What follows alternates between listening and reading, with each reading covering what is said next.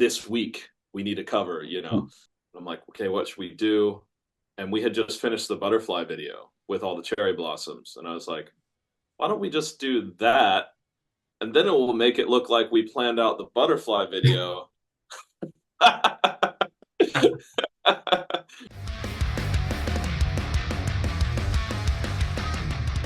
So I'm here with Gabe of Unto Others. How are you, my friend? I'm doing fantastic, my man. I'm loving that positivity, man, for sure, for sure. I'm positive all day.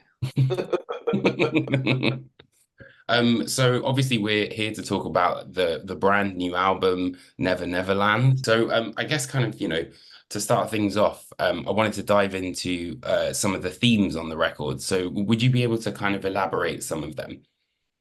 Oh, I mean, they're all over the place. I mean, you've listened to it, but to explain to someone who hasn't, yeah, it's like, I mean, it's a grab bag. I've been just calling it kind of what I called mana, basically, which is it's just a fairy tale, and each song is a different chapter. They're not necessarily connected to each other, but they do make up kind of a mystical little storybook. And each song is kind of just a choose your own adventure kind of thing. Um, like you have Butterfly, you have Mama Likes the Door Closed, which is like just a basically an 80s B horror movie in a song, basically. And then, I go back with serious shit on like Sunshine and Suicide Today, and um, my thoughts on all sorts of topics. We have this weird ass punk track, like When the Kids Get Caught, that was one of my favorites to work on. It's To me, it's very odd for our band, but that's of course why it made the record. And the list goes on. Yeah, man, I totally agree with the 80s B movie reference for Mama Likes the Door Closed. Like Yeah. that the bit when you're like, "Ah," I could almost see it. Yeah. Yeah, no, it's we did a music video for it. It'll come out in less than a month, actually. So Amazing. it really, I told my director Brock, I said, "Fucking cheese it up, bro! Like we are going to release the hammiest fucking thing ever, and it does not disappoint. It's so much fun to watch. I can't wait to fucking put it out."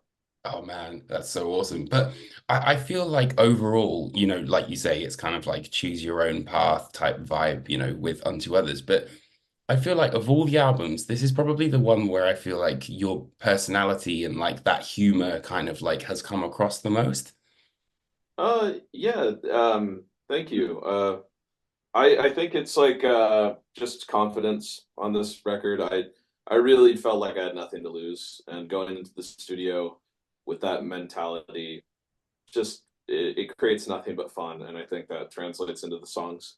Um, Confidence in my singing ability, whereas on Strength and Mana, I didn't have that as much. I was very worried about whether or not I was good enough to be the singer for a band.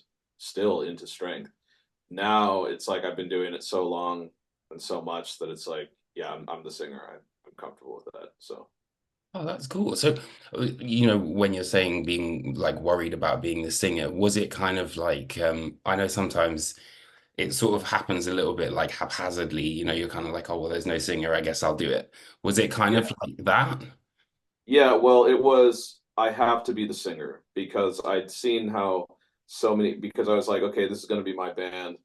Well, it doesn't matter if it's your band. If you have a separate singer and then that singer decides they want to fuck off, well, now your band's fucked.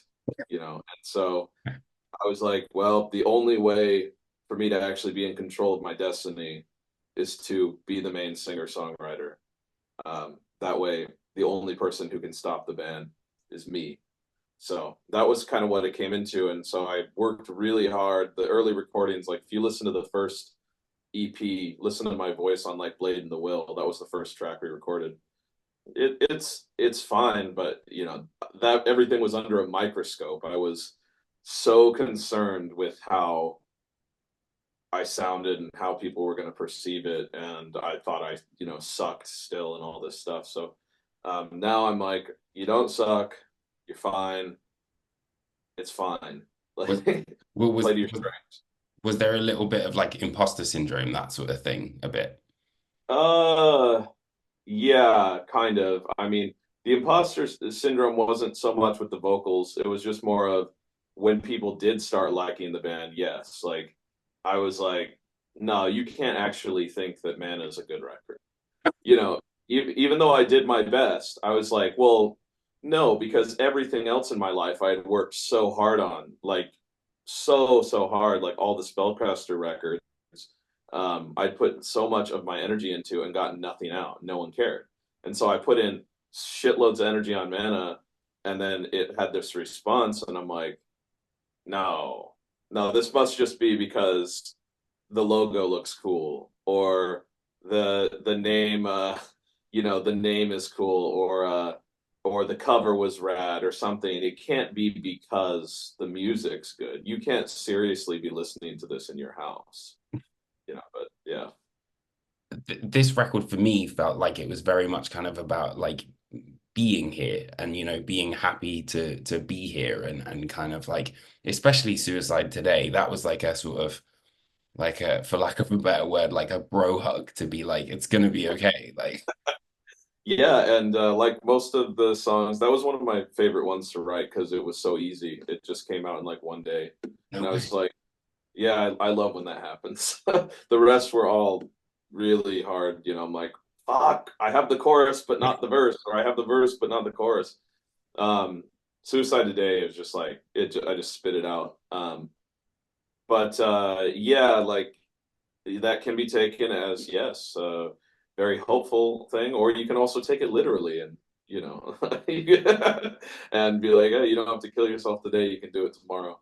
But no, it is meant to be a positive message. I would never advocate for suicide. Like because I've been trying to sort of dissect it a little bit and I was like, oh yeah, you can do it tomorrow, but that also kind of can mean like, yeah, you don't have to do it today, just push through to tomorrow and you'll be okay, kind of thing. Yeah, no, that is the point, and that's actually what they tell actual suicidal people is like, come on, you can do this tomorrow.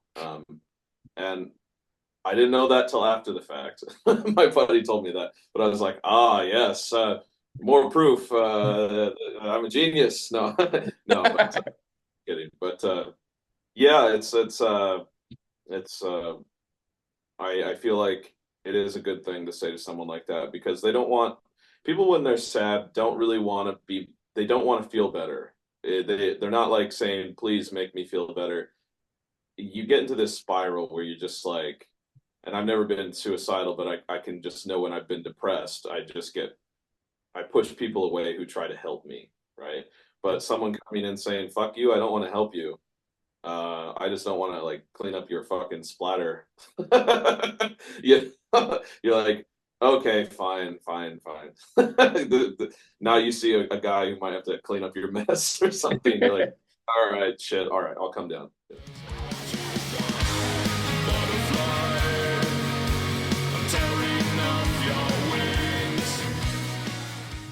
That's awesome, man. I also wanted to ask, what made you kind of want to work with Tom Dalgetti? Uh, I've been asked this question several times and I forget because Tom came in to my life when I was doing the world tour last year when we went around the world. And I was like, I, he wanted to meet up, I think through our label or, yeah, like our label or management suggested Tom. And I was like, okay, let's meet up. And he came to our Bristol show with Carcass and also to Download Fest. And I was like, oh, nice to meet you, blah, blah, blah. To be honest, I was so exhausted from that tour and just so preoccupied with my own shit that I didn't have a lot of energy. I was like, okay, nice to meet you, producer guy, whatever.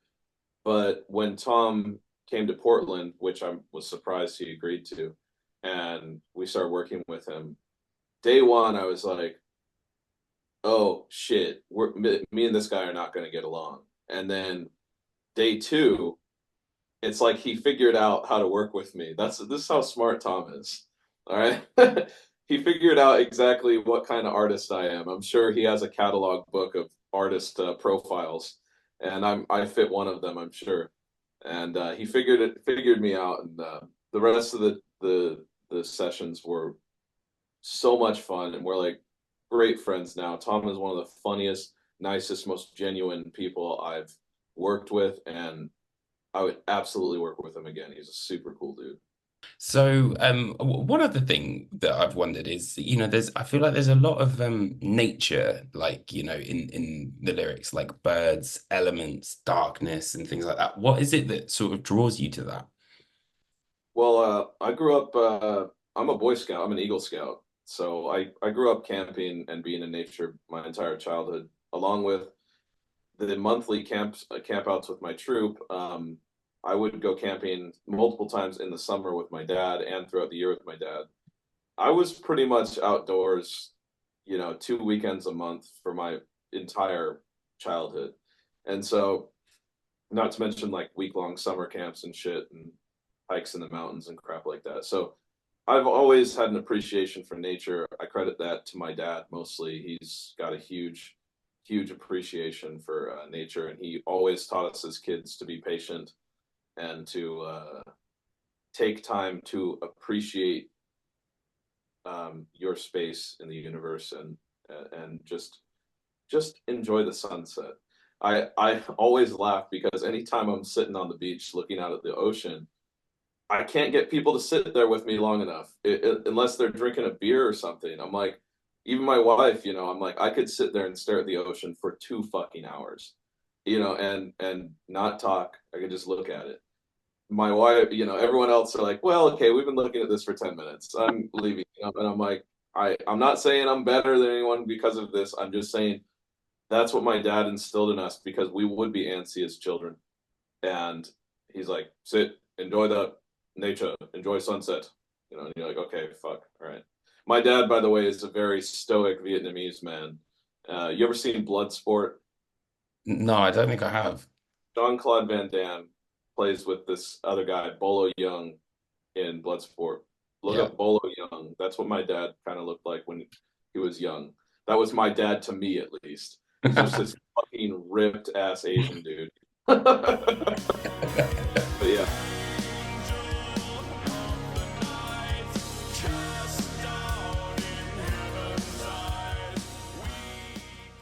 Yeah, man. But there's a beauty in the stillness, isn't there? Kind of like just sitting in that moment, especially at the minute, with like social media, the world pretty much the way that it's going. You've got to have those moments. yeah, 100%. So yeah, hopefully people can find some peace and solace and inspiration within our tracks. Yeah. Nice, nice way to bring it full circle. I'm so Love full it. of shit. Yeah.